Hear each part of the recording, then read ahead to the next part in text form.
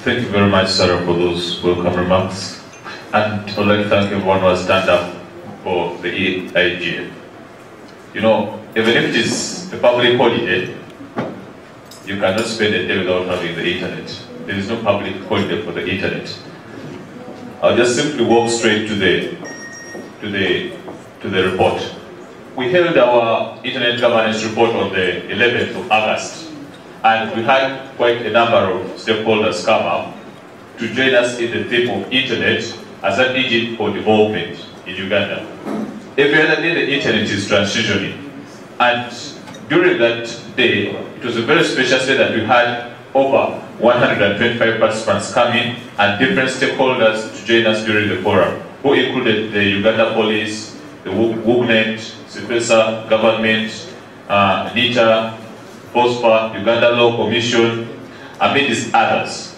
Some of the key issues that were discussed during this forum were mainly three. That is, internet infrastructure, innovations, local content in Uganda, internet rights in Uganda, critical internet infrastructure. I'll just simply go through what was discussed during each of those. From NITA, we had Mr. Paul Gabirano, who mentioned that with the growth of internet infrastructure, NITA is trying to connect the different MDAs, that is Ministries and Development Agencies, through the NBI project. And it's cutting across through all regions with the phase 3 that has so far taken place. And then OpenNet has also played a very major role as far as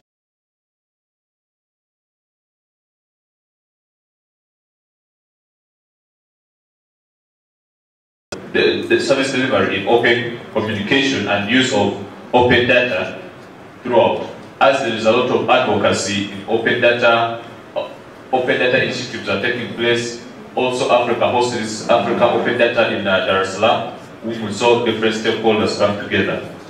And there's a very interesting quote that was given during the UIGF, and that came from WUGNET. There is need to have an interplay of gender issues that affect the ability of women to participate and adapt to ICT in the internet world. As always, gender is always being considered to streamline activities of the internet. But this time, we also saw UIGF bring in various ladies coming to join us in the forum.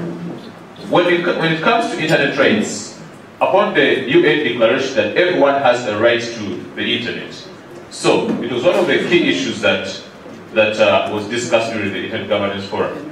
And one interesting step that has been taken by the authorities, whether we like it or not, crime will always remain crime. A big milestone was initiated by the Inspector General of Police when they made the formation of the Cybercrime Unit, which at least gives Uganda a stepping stone to another level.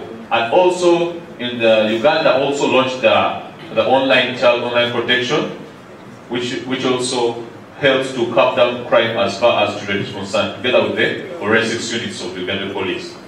So, I'll mention briefly about the child online protection. Children, every other day, face turmoil on the internet. A lot of things happen. Internet Society played a very big role, together with NITA, to reach out to different schools, as was earlier mentioned. And this call, Child Online Protection Initiative, was done to enhance participation of children online. And an e-safety toolkit was developed and adopted. This can easily be accessed anywhere, and more awareness is being done as far as reaching out and usage of content online is concerned. And another interesting feature about Uganda is ranked among the top countries in formulating of laws and acts. But there's always a challenge in implementation of these laws. But at least I know we are struggling so hard to make sure that we reach out to people to adopt the laws. And some of these laws include the Data Privacy Acts, Computer Misuse Acts, amidst other laws. Child sexual images are being censored online. And we've seen there's an example that came up was MTN Uganda, who is being used as an example in amongst the ISPs in Uganda to block access of sexual content online. Another very interesting example comes just from our next neighbors here, Kenya, in the Safaricom. the Open Data mobile application called DAP, the Guardian application, enables parents and all guardians to monitor and have control over content that their children access online. All these are all milestones that are being taken to make sure that the internet is secure through and through by each and everyone. I'll just bring a very interesting quote on net neutrality, which was one of the discussions that we had. There is a change in the market behavior taking place among large access networks and content providers, which would undermine, potentially eliminate internet stability. It was also noted that net neutrality services had been banned in multiple countries, including China, Brazil, USA, to mention amidst others. That was one of the quotes that was mentioned by Carl Spencer, who manages the UIXP. If we're an advocate for an open internet, what do we need the open internet to look like? This is where net neutrality plays a very important role. And when the discussion was geared towards the day, we discussed so much about the critical internet infrastructure status updates.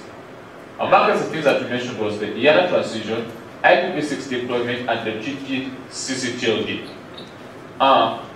We had Douglas mention about the current IANA transition strategies. This is a strategy that is always happening in everyday discussions until, as was elaborated briefly in the opening remarks by Bob, and we are trying to advocate that more stakeholders get involved in the drafting of this policy and this strategy such that we can have a better transition. From AFRINIC, we had Ernest Berohanga, who is a policy liaison, who made a presentation on the current adoption of an implementation of IPv6 instead of IPv4.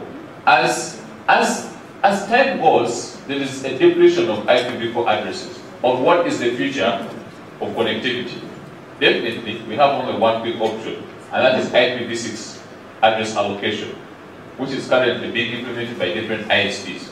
Uganda launched this IPv6 strategy in 2013, and currently different ISPs are taking on the challenge to include their different networks. If you go to the universities, every network that has been set up by REDU is running IPv6 directly. How can you check it? Once you go and then you look at your IP addressing systems, in case you run some of those technical commands, like ipconfig, and you'll see the address allocations amongst the universities.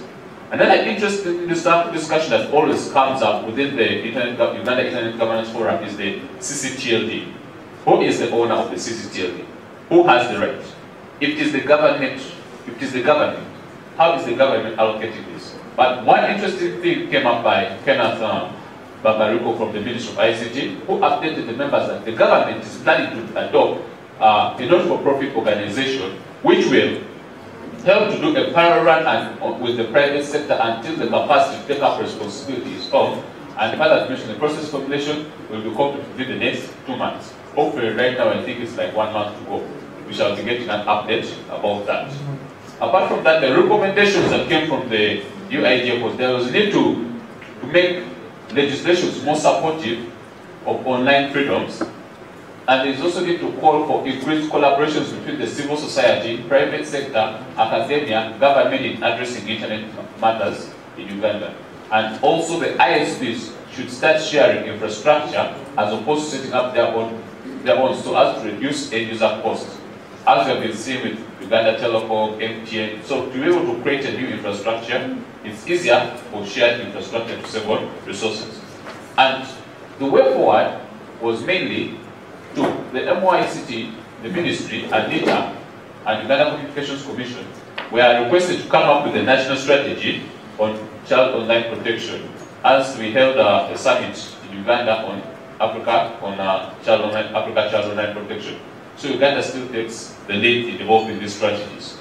And also the civil society needs to raise awareness on the importance of protecting internet rights, just like the offline human rights, much as government is working on increasing internet access in the country. Internet freedoms should be at the top of all this. I would like to say that that's my last slide. Thank you very much.